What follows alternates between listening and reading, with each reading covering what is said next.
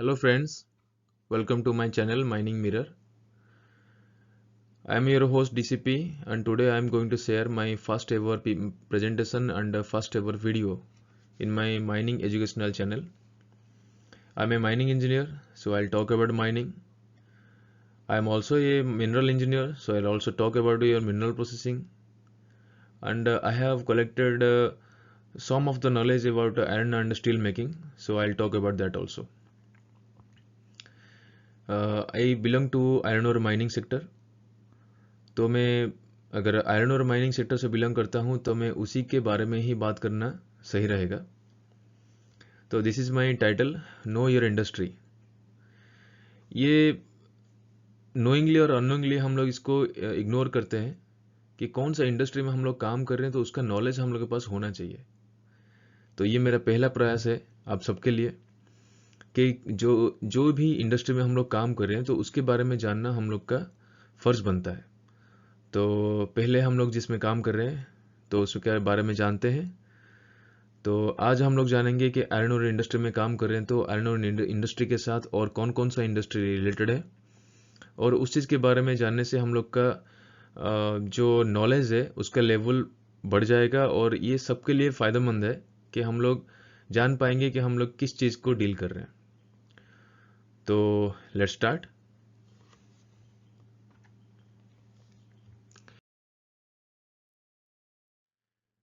इसमें हम दिखाएंगे ओवरव्यू, एक दिखाएंगे कि कौन सा इंडस्ट्री हम लोग के पास आयरन ओर के साथ जुड़ा हुआ है। तो स्टार्टिंग में आते हैं mining, iron ore mining, okay. Then आता है मिनरल प्रोसेसिंग, देन आता है stockpile preparation, loading and dispatch, then आएगा iron and steel making, finally product manufacturing and marketing. तो प्रोडक्ट मैन्युफैक्चरिंग और जो मार्केटिंग है, रेवेन्यू वहीं से आता है, क्योंकि जब हम स्टील का यूज़ करते हैं कोई भी चीज़ को मैन्युफैक्चरिंग करने, तो उसका मार्केटिंग जब होगा, जब मार्केट में बिकेगा, तब उसका रेवेन्यू जनरेट होता है। तो वो हो गया फाइनल स्टेज।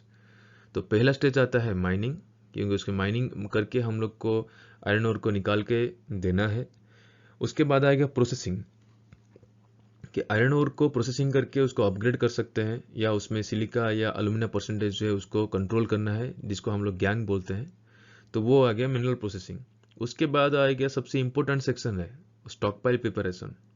स्टॉकपाइल प्रिपरेशन इसीलिए इम्पोर्टेंट है कि स्टॉकपाइल में हम लोग अपने हिसाब से कंट्रोल करते हैं कि स्टील प्लांट का डिमांड कितना है, कि उसका एफी परसेंटेज कितना होना चाहिए, एल्यूमिना परसेंट गैंग परसेंटेज कितना होना चाहिए। तो उसी हिसाब से हम लोग जो स्टॉक पाइल बनाते हैं डिफरेंट डिफरेंट, उसको ब्लेंड करते हैं, उसके बाद लोडिंग होता है। तो वो लगता है कि ये ज़्यादा कोई इंपॉर्टेंट नहीं है, लेकिन सबसे इम्पोर्टेंट स्टॉक पाइल है। उसके बाद वो जाता है डिस्पैच होके स्टील प्लांट। तो स्टील प्लांट में भी बहुत सारा उसका भी फेज बाय फेज है, उसका भी एक रॉ मेटल डिवीज़न है।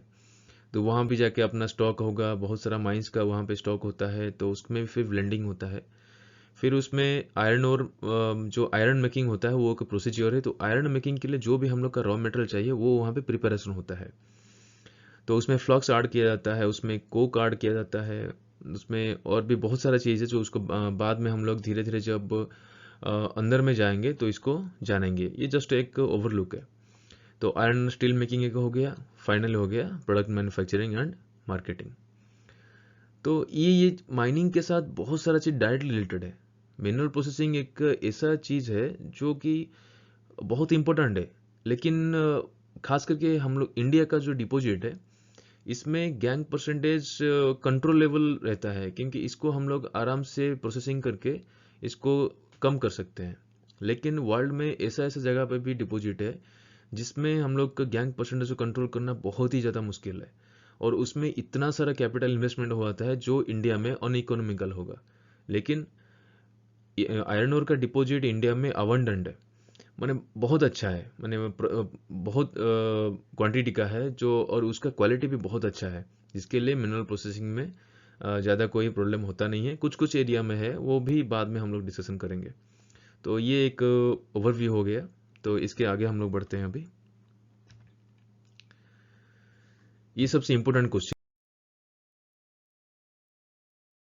Mining is so important. ये एक बड़ा क्वेश्चन है कि माइनिंग को इतना इम्पोर्टेंट क्यों है माइनिंग? ये माइनिंग का इम्पोर्टेंस बढ़ा आफ्टर 2008। बिफोर 2008 माइनिंग एक पिछड़ा हुआ और एक नेग्लेक्टेड सेक्टर था, जो माइनिंग को नाम सुनते ही लगता था कि माइनिंग में लोग हैं, थोड़ा दूसरी नज़र से देखते थे। लेकिन आफ्टर 2008 जब ग्लोबल मार्केट में स्टील का डिमांड बढ़ने लगा, सबको ही अपने आप को अपग्रेड कर रहे थे, सबको ही अपना अपना जो स्टील का कंजप्शन बढ़ रहा था, तो उस टाइम में माइनिंग में फोकस फिर सबका आने लगा कि अगर डिमांड हाई है तो सप्लाई कहाँ से आएगा? सप्लाई आएगा तो माइनिंग से ही आएगा। फिर जाके सारा इंडस्ट्री का, सारा गवर्नमेंट का, सबका फोकस माइनिंग में आने लगा, और माइनिंग उसके बाद ही माइनिंग में बूम आया है। तो अभी जो माइनिंग को इतना इम्पोर्टेंस दिया गया है उसका इसीलिए कि माइनिंग कोई भी कंट्री का बैकबोन, ग्रोथ का जो उसका डेवलपमेंट होता है उसका बैकबोन होता है माइनिंग। अगर माइनिंग को नेग्लेक्ट किया गया तो उसका सबसिक्वेंट जितना भी प्रोसेस है, जितना भी सेक्टर्स है, सब नेग्लेक्ट हो जाएगा। तो आफ्टर 2008 तो माइनिंग अच्छा ग्रोथ हो रहा है, और आगे भी बहुत अच्छा ग्रोथ होगा, क्योंकि हर कंट्री चाहता है अपने आप को आगे बढ़ाना। तो इसमें इंडिया भी पीछे नहीं है, तो इंडिया में भी कंजप्शन रेट बढ़ रहा है। तो उसके बारे में हम थोड़ा नेक्स्ट स्लाइड में बात करेंगे। जैसे कि इस स्लाइड में क्या होता है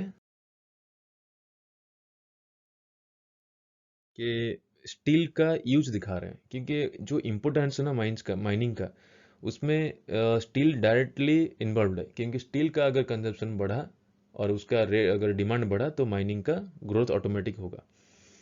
तो ये बस सबका इन्फॉर्मेशन के लिए यहाँ पे दिए हैं कि स्टील कहाँ कहाँ यूज होता है।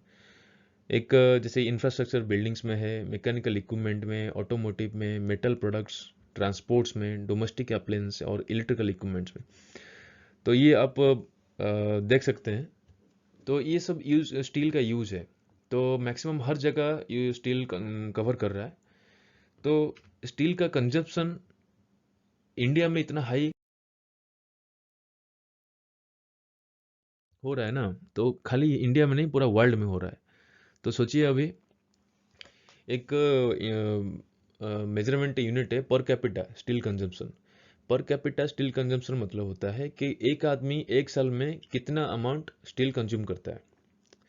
तो जैसे कि इंडिया का पर कैपिटा कंजम्पशन है 77 केजी ओनली, और वो भी वर्ल्ड का पोजीशन 3 में है।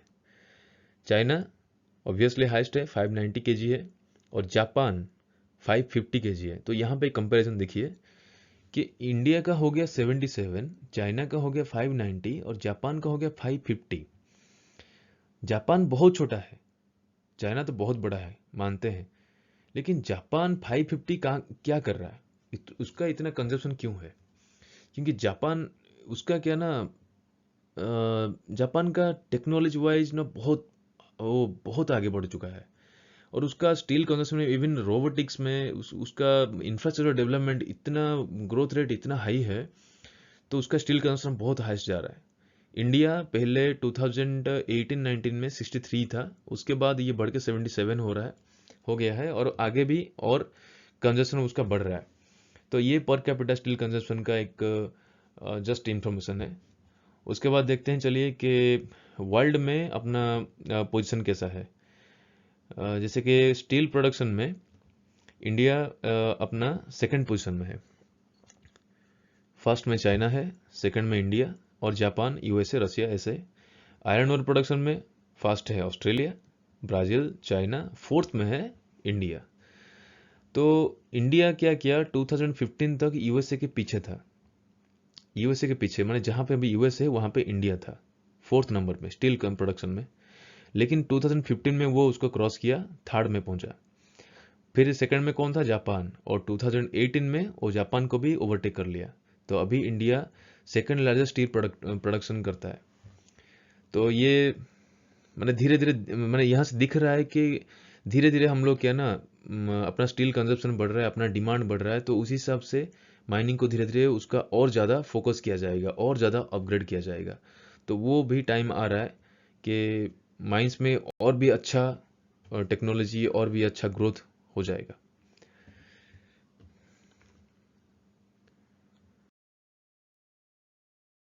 नेक्स्ट आता है कुछ ओवरव्यू हम लोग का जो एक्टिविटीज़ है।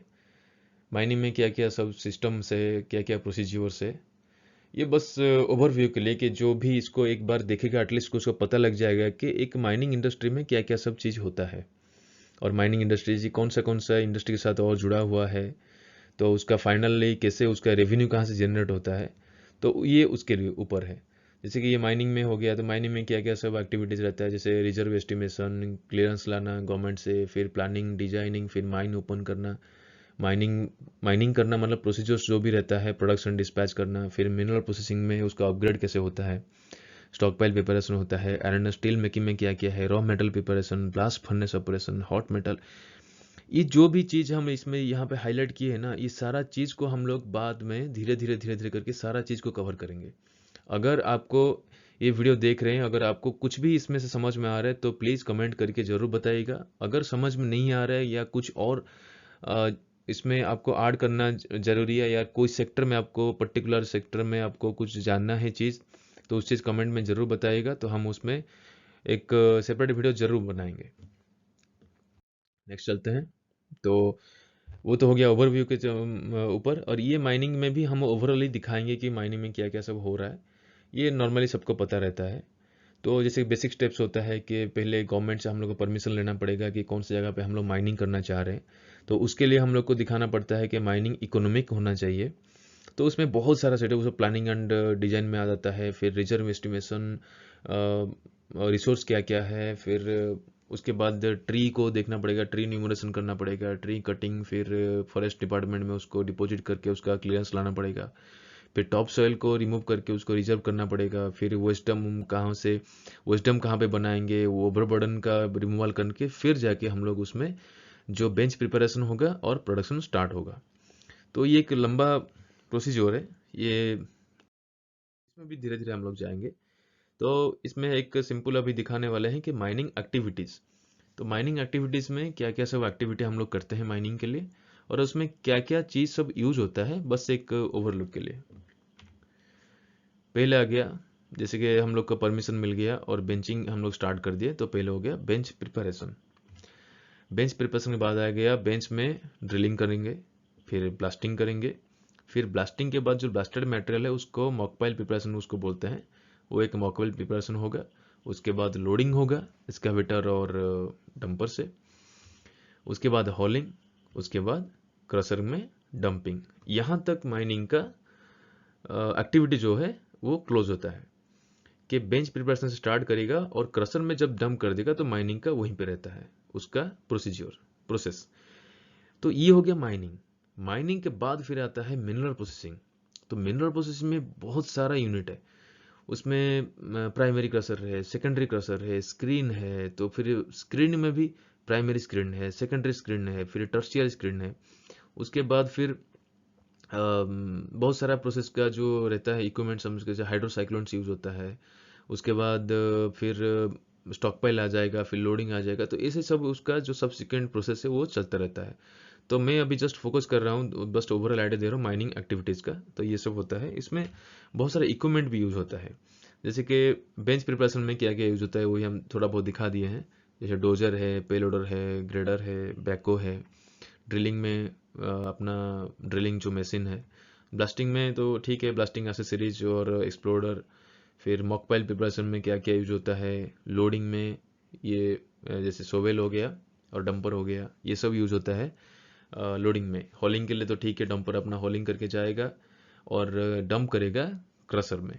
तो यहाँ तक माइनिंग एक्टिविटीज क्लोज होता है। उसके बाद ये प्रेजेंटेशन में हम बस उतना ही दिखाए हैं कि एक ओवरऑल आइडिया सबके लिए हो जाए कि हम लोग कौन सा इंडस्ट्री को डील कर रहे हैं, और अपने के इंडस्ट्री के साथ और कौन सा इंडस्ट्री उसमें डिपेंडेंट है। तो ये हो गया आज का प्रेजेंटेशन। अगर आपको अच्छा लगा होगा प्लीज़ लाइक करिएगा वीडियो को, और कमेंट में ज़रूर बताइएगा कि इसमें और क्या मैं ऐड करूँगा, क्योंकि मैं बहुत सारा वीडियो अभी लाने वाला हूँ धीरे धीरे करके। और ये मैं ट्राई करूँगा हर हफ्ता एक या दो एटलीस्ट प्रेजेंटेशन हो जाए, तो सबका इन्फॉर्मेशन के लिए हो जाएगा। तो मैं ये स्टार्ट करूँगा धीरे धीरे, और ये जो माइनिंग का है, माइनिंग का बेसिक से हम लोग स्टार्ट करेंगे। और जो भी बेसिक से ये वीडियोस क्या है ना, उसके लिए भी फ़ायदेमंद हो जाएगा जो ऑलरेडी माइंस में है, जो माइनिंग पढ़ाई कर रहे हैं, जो पढ़ाई कर चुके हैं, जो माइनिंग के बारे में और कुछ जानना चाहते हैं, या कुछ अपने आप को अपग्रेड करके दूसरा कोई एग्ज़ाम दे रहे हैं, वो सब चीज़ के लिए भी ये बहुत इन्फॉर्मेटिव होने वाला है। तो प्लीज़ चैनल में अगर आए हैं तो सब्सक्राइब ज़रूर करिएगा, और then see you in the next video. Thank you.